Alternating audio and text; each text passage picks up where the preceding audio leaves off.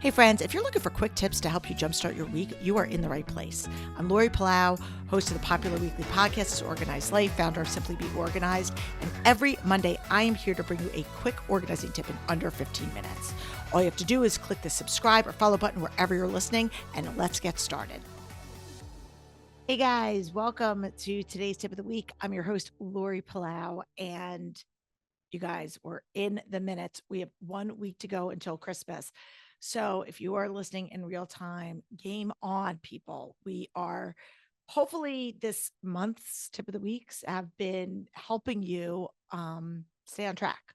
We've talked about gift budgeting. We've talked about hostess gifts. And today we are going to talk all about wrapping. So whether you are somebody that loves wrapping or doesn't love wrapping, hopefully there's going to be something in this episode for you.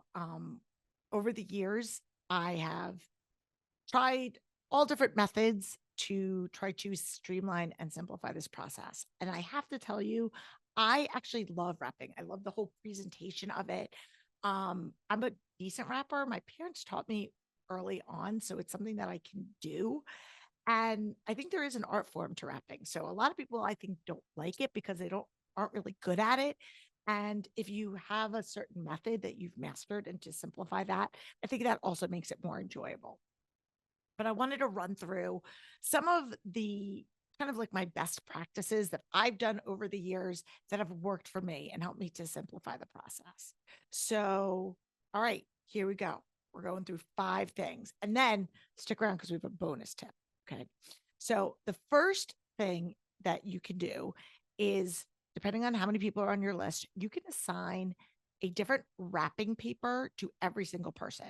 So, for me, I know it was always easy for me to say, okay, I'm going to assign this for Zoe, this one for Logan, this one for Josh. And then I had other kind of like ancillary ones for different people. And this allowed me to keep track as I was going on, or I could just kind of corral their gifts in one area and then just like put that wrapping paper with it. And then I knew today I'm just going to focus in on these gifts for this wrapping paper and then move on to the next. Um, I also think it makes it easier for like under the tree for the kids to just be able to spot their wrapping paper. Like once they know that this blue and white polka dot is them, then they can just go around and easily kind of find what is theirs. So that is one method. So again, assigning every person a different wrapping paper. Um, the other method, if that is like too labor intensive, too much decision fatigue of like, what wrapping paper should I use? Is this one going to like this one? Is this one going to like that one? Another option is to go the complete opposite route and do the same wrapping for everybody. So, I am doing just like simple butcher block wrapping paper, or I'm doing just a red and a green, or whatever you want. This is going to be our holiday stripe. This is our themed wrapping paper this year. For people who like that monochromatic look under the tree, or just in general, that is a great way to go. And then you can still like zhuzh it up by adding different embellishments. So you could have different bows or different ribbons or whatever it is that you want to kind of add to make the different recipients' gifts unique. So just because you're using the same wrapping paper doesn't mean it has to be boring. But again, it does take that whole decision fatigue out of it if you know that everybody is getting the same wrapping paper. So again, that's option 2. The option 3 is one that I love, and I have to credit it to my bestie Michelle because she's the one that turned me onto this a couple of years ago. And it's using tulle instead of a ribbon. And tulle is, for those of you who don't know what it is, it's like that soft mesh. And it's very, very pliable. And you could buy it at any store. You could buy it online, really inexpensive. Like I literally just buy mine like off of Amazon or some gift wrapping sites. And you can just it you can it's so easy to make a fancy bow out of it because it's just one of those materials that just looks really elegant. And so it's so easy to dress up a gift and make it look really fancy, but it's a really simple thing. So I last year bought, I knew the different like kind of color wrapping paper I was going to be using. And so I just bought a bunch of tulle in those colors and just added, you know, just added them based on, what I wanted to, what I felt like. I did some red, I did some green, I had some like more earth tones and browns. I had a black that I used, black and white, super cool, very sharp. So again, if you're going with a specific theme, you can get the tool. I used a bright green before we rebranded to the new pink. We had that like, as we called it, our SBO green. And so I had that like kind of bright lime green, really, really, really sharp. So again, tools a very inexpensive way for you to dress it up. And also, if you are like wrapping in advance and you kind of like sticking gifts together, it's very easy to fluff the tool. So, sometimes if you put a bow on, things get like squished and flattened.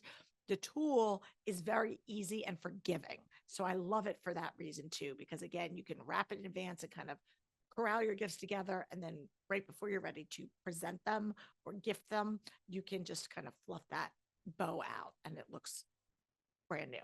Looks great. Okay. Next one is about wrapping. And there's two schools of thought with the wrapping. And I think it really comes down to personal preference as well as like what your like the season of life that you're in. And I like to batch wrap.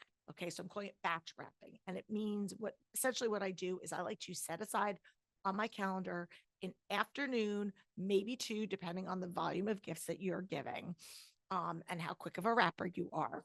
But set aside an afternoon where you're like, I am going, down into the foxhole and I'm going to be wrapping gifts. Don't bother me. Don't come down there. And for me, I like to either put on a movie or I'll put on like some Bravo or I'll listen to a podcast or some Christmas music. And I will just set up my wrapping station and I will just go like get in the zone and go wrap. And I like that. I have my gift tracker. So I'm just checking things off as I go. And I just kind of like batch it and go. Now, I recognize that that isn't always doable. So a lot of times people are like, I don't have an uninterrupted several hours that I can go to do this. Maybe you've got littles at home, you're a single parent, working so much that you're like, I only have little pockets of time. And that's okay too. So if that is you and you don't want to batch wrap or you just don't have the time or the bandwidth to batch wrap, do a little bit as you go. The thing I love about that is, a gift comes in, you wrap it, put it away, and it doesn't seem it seems less overwhelming than it's sitting down and having to wrap like 50, 100 gifts at one time. Totally get it.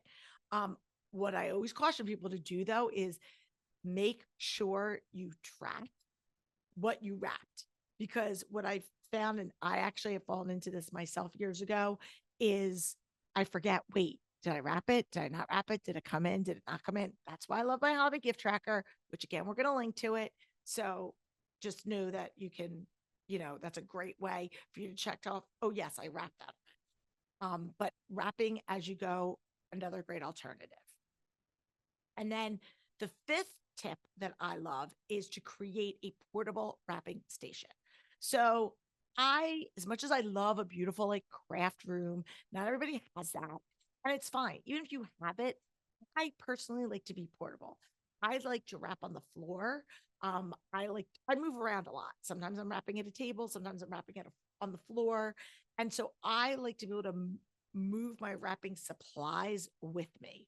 So I have my wrapping paper in a little cart that rolls, right? Like it's a basket that rolls with me. So I just roll out my rolling cart of wrapping paper. Then I have I have a bunch of bins and baskets that have, all of the supplies. So tape, scissors, gift tags, um, then I have a bin of like bows and again, the tool or ribbon, whatever you're using.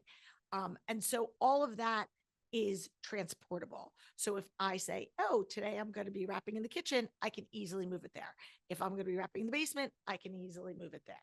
So those are all of the different, I like the different options of flexibility that having that portable station allows me. And again, if you don't have the luxury of having one dedicated kind of wrapping area, this portability is great because then you can store stuff like in the back of a closet or underneath the bed or wherever it is that you are storing your stuff in the off season.